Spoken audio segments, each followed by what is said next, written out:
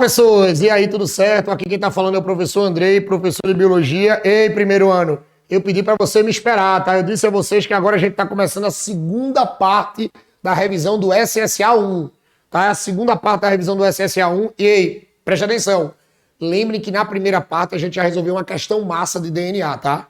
E assim, se você não viu a primeira parte, depois você vai lá no YouTube, aí você bota EducaPE, se inscreve no canal da EducaPE, ativa o sininho das notificações e vai lá na aba de vídeos e procura o vídeo da primeira aula, tá? Que já teve uma questão massa de DNA que provavelmente nesse próximo domingo agora, quando vocês fecham o seriado, vocês vão encontrar uma questão dessa, tá? Não pode esquecer disso. Ah, e outra coisa, se vocês quiserem também mais biologia na vida de vocês, eu também convido vocês a conhecer meu canal Biologia com Tubarão. Vai lá no Biologia com Tubarão, entra no canal Biologia com Tubarão, que lá também eu te ajudo e tiro várias dúvidas sobre o SSA1, beleza? Mas voltando pra cá, bota aí meu amigo Anderson aí na tela. Pronto, ó, só pra fazer uma recapitulação, é bom que você que tá chegando agora, você primeiro anista que tá me aperreando e chegou agora, vê, a primeira questão foi essa sobre DNA, tá? Ó, essa foi a primeira questão que a gente fez de DNA. A gente já fez esse resumo todo de ácido nucleico, todo, falando de DNA, RNA, a gente já fez tudo isso, tá? DNA e RNA. E agora, claro, se a gente respondeu a primeira, vamos para a segunda questão, começando a segunda parte. Vamos ler comigo essa segunda questão. Vê, tá dizendo assim: a doença de Alzheimer foi descrita pela primeira vez pelo médico alemão Alzheimer. É por isso que o nome da doença é o nome do doutor, tá? Claro. Em um artigo publicado em 1907. Essa doença caracteriza-se pela desestruturação. Olhe, a chave da questão está aqui, ó, monstro. Vê. Desestruturação da célula. Quando eu falo desestruturação da célula, quase que não sai, parece um trava-língua, é você desestruturar a célula. Mas aí a gente diz assim: desestruturação da célula neuronal, tendo por consequência a perda devastadora das funções cerebrais no nível do córtex cerebral. Já uma dica, tá? Eu sei que vocês não vão usar isso agora, mas só para vocês ficarem ligados é o seguinte: quando a gente trabalha com córtex cerebral, lembrem que córtex na anatomia, isso aqui sempre é parte externa, tá? O córtex sempre é a parte externa. Então, o córtex cerebral é a parte externa do cérebro. Assim, responsáveis também pela cognição. Qual organela abaixo está diretamente relacionada à doença de Alzheimer? Antes, bota na composição para mim, por favor. Pronto. Galera, é o seguinte, veja. Essa questão falou da doença de Alzheimer e disse que essa doença ela vai mexer com a estrutura da célula. Quando a gente lembra de estrutura da célula, uma coisa que a gente vai ter que lembrar é exatamente os componentes do citoplasma. E quando a gente trabalha dos componentes do citoplasma, antes bota aí no quadro aí para eu botar bem grande o componente para esses meninos aqui, que eu duvido vocês errarem mais isso. Vê, lembre que quando a gente trabalha com estrutura e quando a gente trabalha com componentes da célula, basicamente você vai lembrar, porque quando a gente fala de estrutura, você lembra logo de citoplasma, né? Porque é aquela maior parte, naquele espaço onde vai ter o líquido. Então, uma coisa que eu preciso que vocês relembrem nessa questão é uma coisa que nós vamos chamar assim, ó. São os famosos componentes. Nós vamos ter os componentes do citoplasma. Eu tenho os componentes do citoplasma. Quando nós trabalhamos com esses componentes do citoplasma, a gente vai fazer assim, se liga, tá? O primeiro componente do citoplasma, que vocês vão ter que lembrar comigo, lembrem que eu já falei disso aqui no EducaPE, é o que nós chamamos de paraplasma. É o famoso paraplasma ou inclusões citoplasmáticas. Aí você pode dizer assim: meu Deus, André, onde é que tu arruma esses nomes? Não sou eu não, monstro. É o pessoal que dá aí, ó. Citoplasmáticas. E essas inclusões citoplasmáticas, preste atenção, essas inclusões citoplasmáticas, isso vai estar relacionado com grânulos. Ó, isso aqui são grânulos de reserva. Isso aqui são grânulos ó, de reserva de substância. São grânulos de reserva de substância. Bota na composição para mim, Anderson, por favor. Ó, aí o que é que vai acontecer? Lembre que quando você trabalha com esses grânulos é porque, assim, tem célulazinhas que vão guardar substâncias dentro dela. E essas células vão guardar substâncias dentro dela na forma de grânulos. É tanto que quando aparecem essas imagens para vocês, ó, você vai ter a célula. Você vai ter a célula, ó, e dentro da célula você vai ter um monte de bolinha assim, ó. Isso é bem visível no microscópio. Aí essas bolinhas são grânulos. Mas eu quero uma organela, eu quero um componente que trabalhe com a estrutura da célula. E o grânulo não vai dar estrutura. O grânulo vai dar reserva, vai guardar substâncias. Então, uma coisa vocês sabem, esse problema da doença não atinge o paraplasma. Não está relacionado com o paraplasma. Agora, quando tu fala de estrutura, se liga, vê esse monstrinho. Vê esse segundo componente aqui. O segundo componente é o que nós chamamos, presta atenção, o segundo componente é o que nós chamamos de citoesqueleto. Esqueleto. É o citoesqueleto. Aí vê o nome desse negócio. Citoesqueleto. É como se a danada da célula tivesse um esqueleto no seu citoplasma. E assim, vocês há de concordar comigo. Quando você lembra dessa coisa de citoesqueleto, isso é uma coisa que vai estar relacionada com a estruturação da célula. Você vai estruturar a célula. E assim, quando você trabalha com o citoesqueleto, lembrem que aqui, ó, ele vai ser formado por uma rede, ó, de fibras. Uma rede de fibras proteicas. Ou seja, quando a gente fala dessa coisa de fibras proteicas, são fibras de proteína. Aí vê o que é que acontece, ó. A gente tem assim, eu tenho a danada da célula, ó, eu tenho o núcleo, e vocês vão ver que no citoplasma, se a gente, veja, se a gente conseguisse, tá claro que a gente não consegue, mas imagine que você tirasse um raio-x da célula. Quando você tira o raio-x da célula, vê o que é que vai acontecer, ó. Você vai ver que entre o núcleo e a membrana, você vai ter um monte de fibras de proteína. Ó, menino, vai ter um monte de fibras assim, ó. A gente vai ter um monte de fibras de proteína. Nós vamos ter um monte de fibras. Cada tracinho desse aqui é exatamente uma fibra. Isso aqui é o que nós chamamos de fibras proteicas.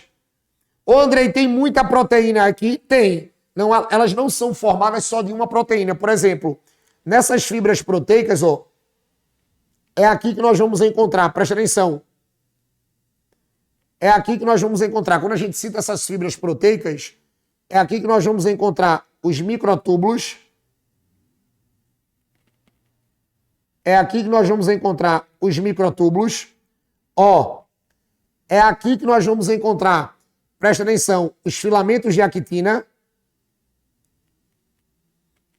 Os filamentos de actina. É aqui que nós temos os filamentos de actina. É aqui que nós temos, ó, umas coisas que nós chamamos de proteínas motoras. É aqui que você vai ter as proteínas motoras. Ó, e é aqui que eu vou ter os filamentos intermediários.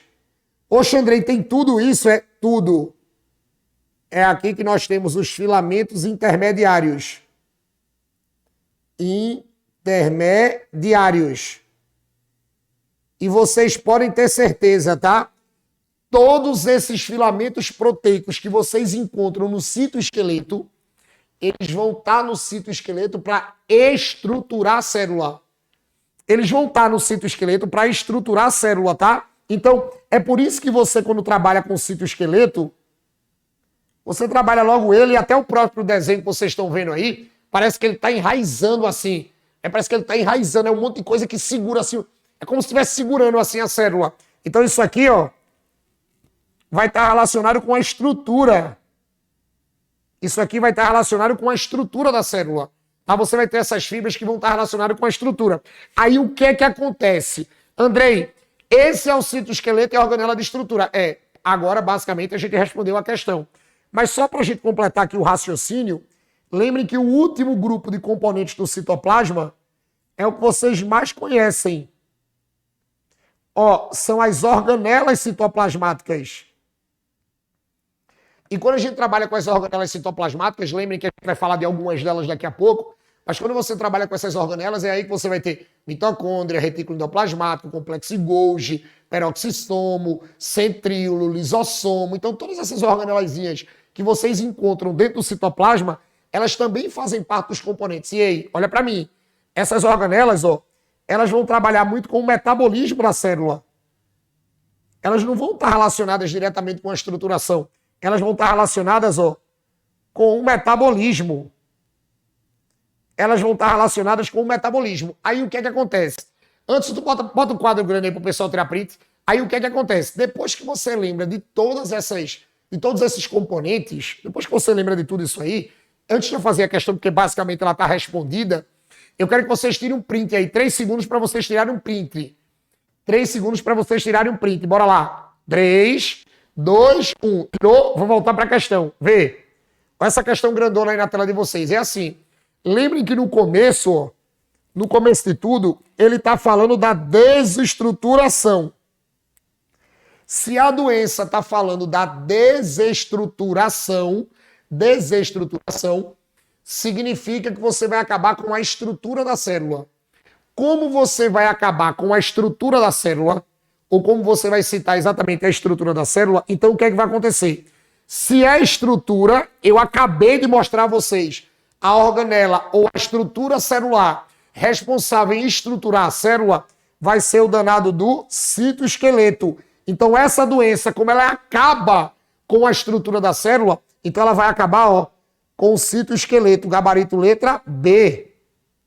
Gabarito letra B. Lá no quadro, basicamente, a gente respondeu ela. Porque como o citoesqueleto é responsável pela estrutura e a danada da doença, ela acaba com a estrutura, então acaba com o citoesqueleto. Agora você faz assim, Andrei, o citoesqueleto tu me disse que era rede de fibras, tudo bonitinho.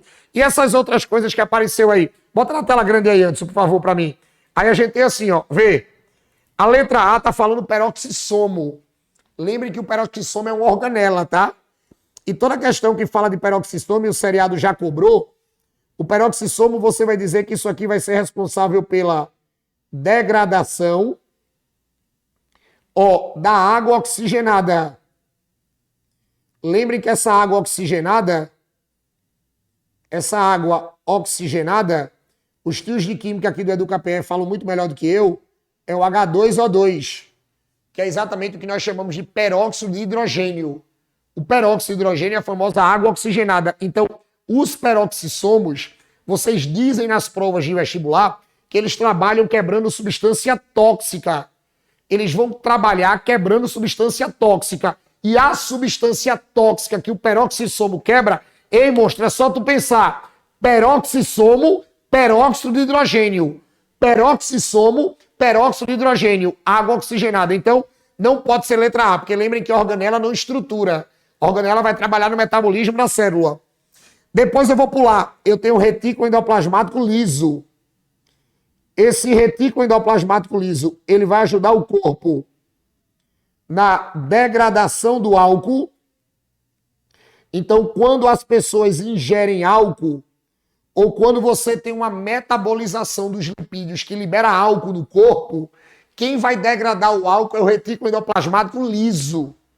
Quem vai degradar o álcool é o retículo endoplasmático liso. Lembrando que o retículo endoplasmático liso quebra álcool. André, então posso dizer que o retículo endoplasmático liso, ele quebra a substância tóxica? Pode. Ele quebra a substância tóxica. Agora, ele quebra o álcool. O tóxico é o álcool, tá? A gente não pode esquecer.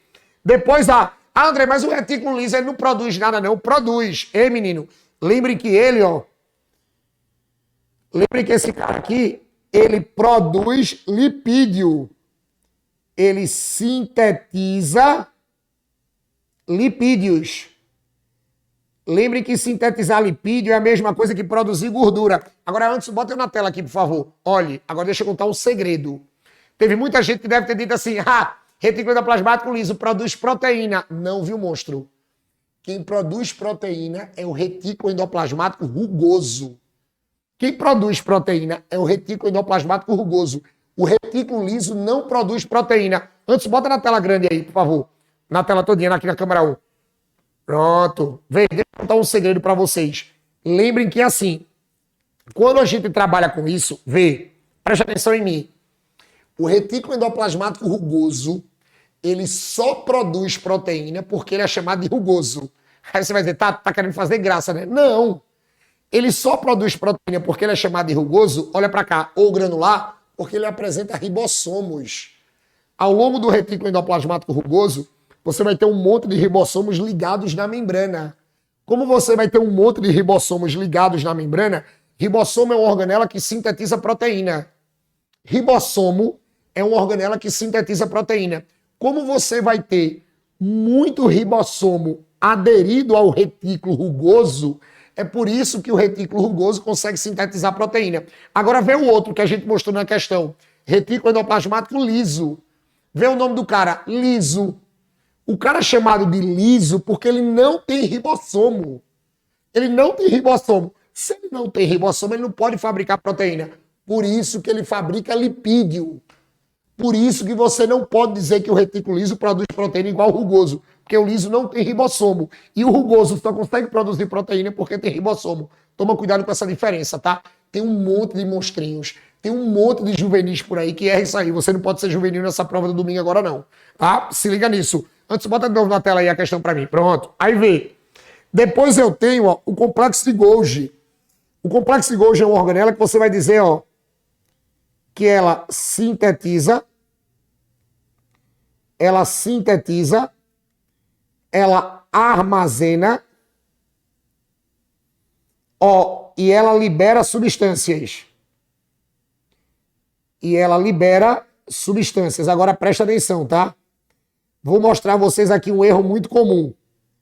Andrei, o complexo de Golgi sintetiza alguma coisa? Sintetiza. E assim, quando você diz que esse cara sintetiza, quando você diz que esse cara sintetiza, o que ele vai sintetizar dentro dele, eu vou botar pequenininho aqui, é polissacarídeo.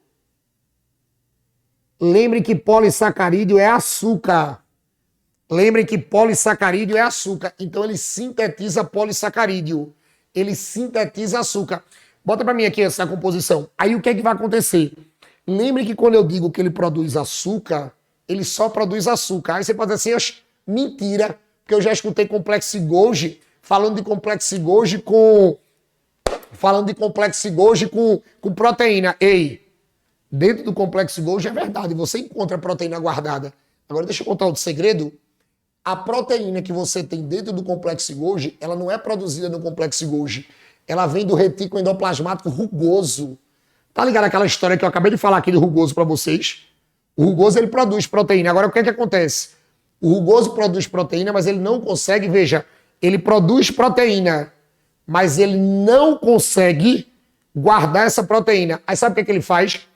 Ele produz a proteína e faz, ei, complexo de Golgi, ei, olha pra cá, guarda essa proteína pra mim aí. Aí o complexo de Golgi, muito amigo, faz, manda.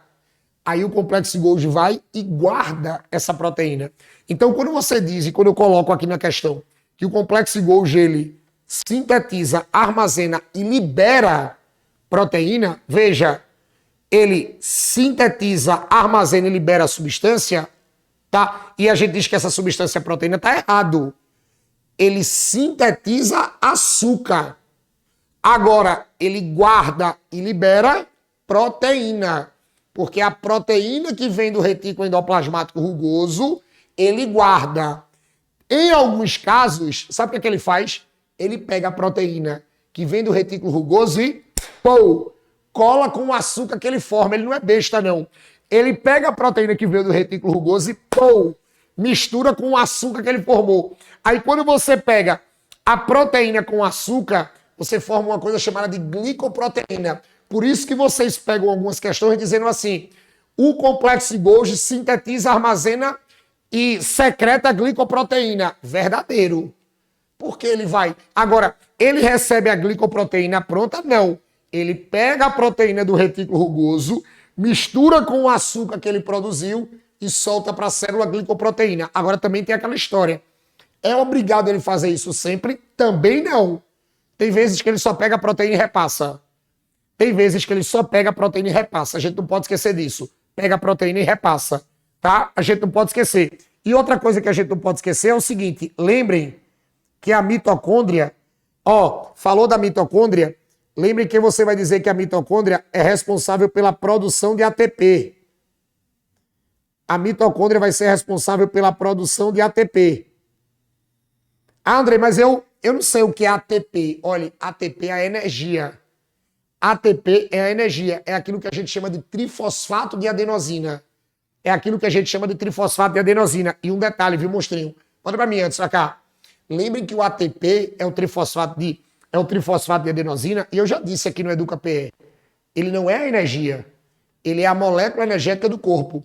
Toda vez que o corpo precisa de energia, ele vai quebrar o ATP para tirar a energia do ATP. Aí você vai dizer assim, tá, e a mitocôndria forma ATP? Forma. Sabe por quê? Porque a mitocôndria participa da respiração celular aeróbia. Pronto, falei. Lembre que quando eu disse aqui no EducaPE, e eu já falei aqui algumas vezes sobre respiração celular aeróbia, a respiração celular aeróbia é aquela respiração que você usa oxigênio. É aquela respiração que você usa oxigênio. E se você usa oxigênio nas nossas células, nós somos seres aeróbios. Nós precisamos de mitocôndria. E só para tu ter uma ideia, encha aí a tela aí antes, meu amigo, por favor, nesse quadro. Vê. Só para vocês terem uma lembrança, quando a gente trabalha com essa respiração aeróbia, é assim, ó. Cuidado que quando você pega a respiração aeróbia, que é aquela respiração que você usa oxigênio, respiração aeróbia. Vocês vão ter que tomar cuidado que a respiração aeróbia, ela tem esse nome de aeróbia porque usa oxigênio. E essa respiração, ela vai ter 3 etapas. Essa respiração vai ter 3 etapas. A gente tem assim, eu tenho uma primeira etapa. Eu tenho uma primeira etapa que é chamada de glicólise. Glicólise. Eu tenho uma segunda etapa que é chamada de ciclo de Krebs. Ciclo de Krebs. E eu tenho uma terceira etapa que é chamada de cadeia respiratória. Isso aqui é a cadeia respiratória. Aí vê o que é que vai acontecer, só para vocês verem onde é que a mitocôndria trabalha, tá? Vê. Só para vocês terem uma ideia de energia, a glicólise fornece para a célula 2 moléculas de ATP. O ciclo de Krebs fornece para a célula 2 ATPs. E a cadeia respiratória fornece para a célula, presta atenção, tá? Vai fornecer para a célula 30, se liga, tá? 34 moléculas de ATP. Só a última etapa produz 34 moléculas de ATP. Aí você vai dizer assim, Andrei, mas tudo isso acontece na mitocôndria? Não. Olha para mim. A glicólise é a única dessas 3 etapas que vai acontecer no citoplasma. Aqui acontece no citoplasma. Agora, o ciclo de Krebs e a cadeia respiratória, aqui, a segunda e a terceira etapa acontecem na mitocôndria. Acontecem na mitocôndria. A segunda e a terceira etapa acontecem na mitocôndria. A gente não pode esquecer disso. Aí o que é que acontece? O danado do ciclo de Krebs acontece... O danado do ciclo de Krebs acontece na matriz da mitocôndria e a cadeia respiratória vai acontecer nas cristas da mitocôndria. Na matriz e nas cristas. Aí o que é que acontece? Lembrem que você vai ter assim, eu tenho a mitocôndria, o espaço interno da matriz. E assim, as glândulas, aqui é a crista. O espaço interno é a matriz, mas aí são as cristas. Então, falando isso aí, voltando para cá, a gente já sabia que o gabarito da letra B. Beleza? Galera, não terminou não, viu? Não é para sair não. Terminou a segunda parte, mas ainda falta a terceira. Beleza? E daqui a pouco a gente se encontra na terceira parte da revisão SSA1 aqui com o Tubarão. Beijo, valeu!